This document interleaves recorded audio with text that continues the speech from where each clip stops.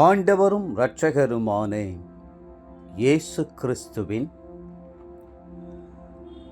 ஈடு இணையற்ற நாமத்தில் அன்றன்றுள்ள அப்பம் வாசகர்களுக்கு எங்கள் அன்பின் வாழ்த்துக்கள்.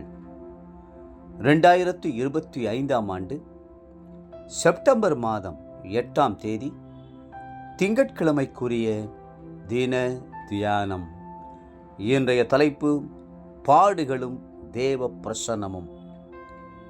யாக்கோபு 1ஆம் அதிகாரம் 2-3 வசனங்கள் சொல்கிறது, என் சகோதரரே, நீங்கள் பலவிதமான சோதனைகளில் அகப்படும் போது உங்கள் விசுவாசத்தின் பரீட்சையானது பொறுமையை உண்டாக்கும் என்று அறிந்து அதை மிகுந்த சந்தோஷமாக எண்ணுங்கள். பாடுகளின் நேரத்தில் பலர் பதறி போய்விடுகிறார்கள். நெருங்கிய சொந்த பந்தங்களை இழக்கும் போது ஏற்படும் துன்பத்தை தாங்க முடியாமல் தவிக்கிறார்கள். அப்படிப்பட்ட சூழ்நிலையில் ஒரு சிலர் கிறிஸ்துவையே மறுதலித்து பின்வாங்கி போய்விடுகிறார்கள்.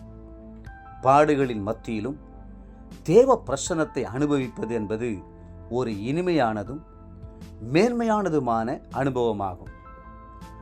ஆகவேதான் சோதனைகளில் அகப்படும் போது அதை மிகுந்த சந்தோஷமாக எண்ணுங்கள் என்று அப்போஸ்தலனாகிய யாக்கோபு ஆலோசனை கூறுகிறார். பாடுகளில் களிகூறும் போது சாத்தான் வெட்கப்பட்டு போய்விடுவான். தேவனுடைய பிரசன்னம் அளவில்லாமல் நம்மை நிரப்ப ஆரம்பித்துவிடும். இயேசு கிறிஸ்து 40 நாட்கள் உபவாசம் இருந்து ஜெபித்த போது சோதனைக்காரன் வந்து சோதித்தான். சாத்தானுடைய சோதனைகள் கடினமாகவே இருந்திருக்கக்கூடும். ஆனால் கர்த்தரோ அந்த சோதனைகளில் ஜெயம் பெற்றார். வேதம் சொல்கிறது, மத்தேயு 4:11, அப்பொழுது பிசாசானவன் அவரை விட்டு விலகி போனான். உடனே தேவதூதர்கள் வந்து அவருக்கு பணிவிடை செய்தார்கள். பாடுகளுக்கு பின்பாக தேவதூதர்களின் பணிவிடையும் தேவனுடைய ஆறுதலும் அரவணைப்பும் இருக்கிறது. ஆகவே பாடுகளும் உபத்திரவங்களும் உங்களிடத்தில் வரும்போது அவைகளை எதிரிகளாக எண்ணி முறுமுறுக்காதிருங்கள். நண்பர்களாக எண்ணி அலையுங்கள். உங்களுடைய விசுவாசத்தின் உறுதியையும் கர்த்தர் மேல் நீங்கள் வைத்திருக்கும் அன்பையும் வெளிப்படுத்த கிடைத்த பொன்னான தருணங்களாக அவைகளை எண்ணிக்கொள்ளுங்கள். யோபு பக்தனுக்கு பாடுகள் வந்தன. அந்த பாடுகளால் தேவ பிரசன்னத்தை விட்டு அவரை பிரிக்க முடியவில்லை. ஆனாலும் நான் போகும் வழியை அவர் அறிவார். அவர் என்னை சோதித்த பின் நான் பொன்னாக விளங்குவேன் என்று அவர் திடமாக எண்ணியதே அதன் காரணம். யோபு 23:10.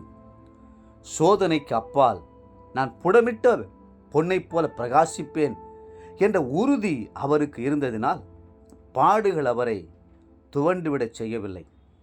தேவ பிரசன்னத்திலே நிலைத்து நின்றார்.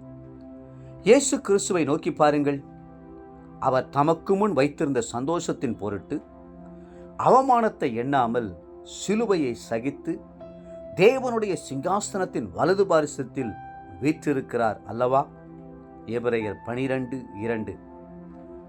ஆகையால் நீங்கள் இளைப்புள்ளவர்களாய் உங்கள் ஆத்துமாக்களில் சோர்ந்து போகாதபடிக்கு தமக்கு விரோதமாய் பாவிகளால் செய்யப்பட்ட இவ்விதமான விபரீதங்களை சகித்த அவரையே நினைத்து கொள்ளுங்கள். எபிரெயர் 12:3. தேவப்பிள்ளைகளே, அவரே உங்களை கரம் பிடித்து நடத்துவார். இன்றைய நினைவிற்கு 2 கொரிந்தியர் 12:9. என் கிருபை உனக்கு போதும், பலவீனத்திலே என் பலன் பூரணமாய் விளங்கும் என்றார். ஆகையால் கிறிஸ்துவின் வல்லமை என்மேல் தங்கும்படி என் பலவீனங்களை குறித்து நான் மிகவும் சந்தோஷமாய் மேன்மை பாராட்டுவேன். இன்றைய வேத வாசிப்பு காலை நீதிமொழிகள் 3, 4 மற்றும் 5ஆம் அதிகாரங்கள். மாலை 2 கொரிந்தியர் 1ஆம் அதிகாரம். அன்புக்குரிய அன்றன்றுள்ள வாசகர்களே, மீண்டும் உங்களை வாழ்த்துகிறோம். பாடுகளின் மத்தியிலே கிறிஸ்துவின் பிரசன்னத்தை விடாமல் பற்றி கொள்ளுங்கள். கர்த்தர் தாமே உங்களை ஆசீர்வதித்து மென்மேலும் உயர்த்துவாராக. ஆமென்.